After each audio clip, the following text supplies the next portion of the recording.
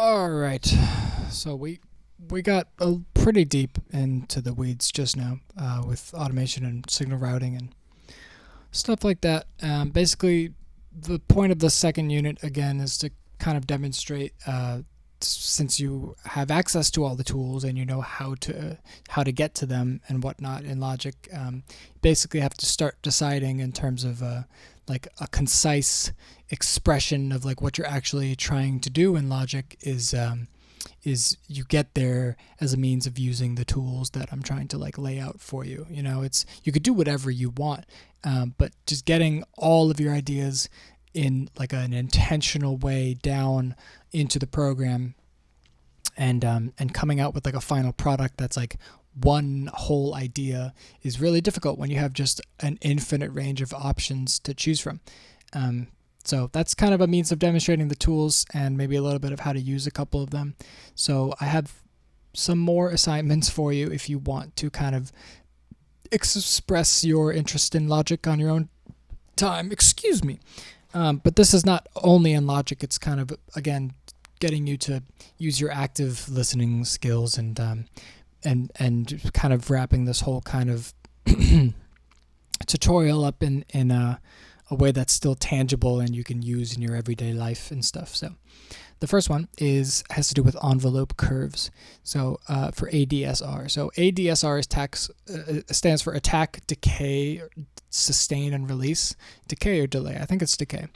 But it's basically how fast a sound comes into its full volume, how long it stays at its full volume for, and then like how long it takes to go away. So if you think about, I'll give you just a couple soundbite options. If you were to draw the envelope, what it would look like as an audio file if you recorded it for like a car honking, like glass shattering, like brushing your teeth, like a motion, choose a couple instruments, like what does a bass look like? Is it going to be, lower register means what? It has like a longer cadence to it, or a string is going to be a little bit more like tight and concise with like the frequency because it's a much higher register.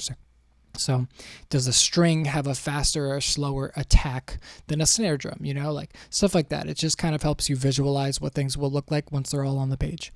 And then find a couple songs that have a whole bunch of different instruments. And basically for each one, try and like draw with pencil and paper what the envelope looks like for each of the different envelopes. So that's one. The second is, I'm going to skip that one because I'm going to cover it in the next section. But the third is I want you to listen to these two songs. I will link them in the comments or the description or something, maybe right above my stupid little face. And I want you to basically make a detailed list of which instruments are in the track, what kind of timbre they have, if they're soft, if they're harsh, if they're distorted, if they're clear, if they're hidden, if they're underwater, if they're loud, if they're soft, stuff like that. And kind of try to designate a frequency range for them. So you know that like the bass is going to be in the low end. Can you tell how high it actually creeps up? Is it above 300 or 400 hertz? Does it get all the way up to 1,000? Does it have a bunch of overtones and harmonics? And you can kind of use the test oscillator here in Logic to give you like a reference for what a frequency sounds like. So the two tracks that I'm linking, do it for both, do every instrument.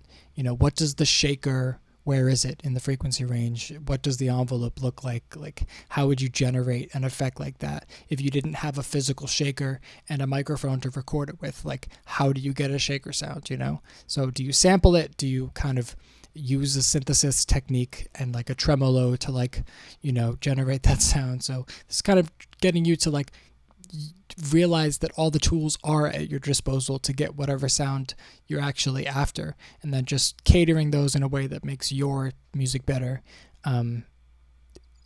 Sounds good to me, anyways, and then extra credit on that assignment if you're interested.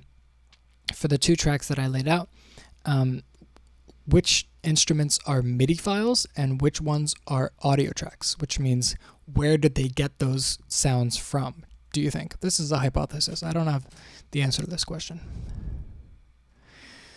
And the last one, this one probably being the most important, is again on pencil and paper.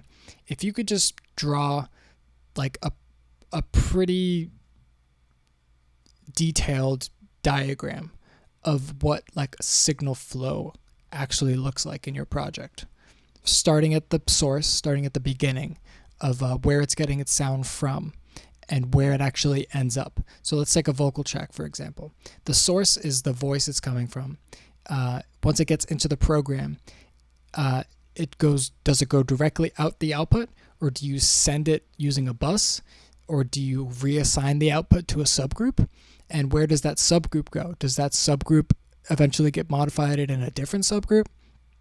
And where does that subgroup go? Does it go to the submix where you're hearing everything? Does it go direct to the stereo output? Does it get sent off to a different place to be modified? And that's just one track, just follow it all the way down the line from start to finish, where it branches off to, where it gets modified, and then where it combines again. So that's a very important one. Is like it starts here, goes to two different places. This one's doing one thing, this one's doing another. Then it eventually comes back into the middle, and now this is the place where another modification is happening. And then it gets sent off to your headphones, I'm guessing, for you to be able to hear it.